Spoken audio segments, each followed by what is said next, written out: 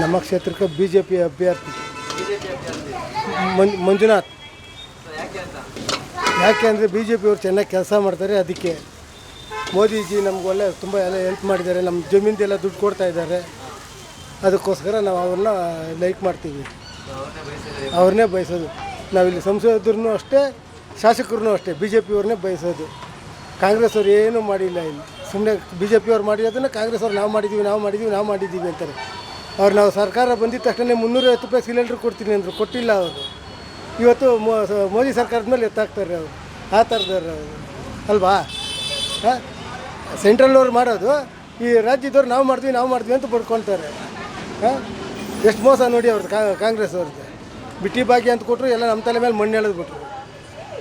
2000 ರೂಪಾಯಿ ಕೊಡ್ತೀನಿ, 2000 ರೂಪಾಯಿ ನಮ್ಮ ಹತ್ರ ನಾವು ಕುಡಿತೀವಿ, ನಮ್ಮ ಹತ್ರ ಕಿತ್ಕೊಂಡು ಅವ್ರಿಗೆ ಕೊಡ್ತಾರೆ ದುಡ್ಡನ್ನ, ಹೆಂಗಸ್ರಿಗೆ ಕೊಡ್ತಾರಲ್ವಾ.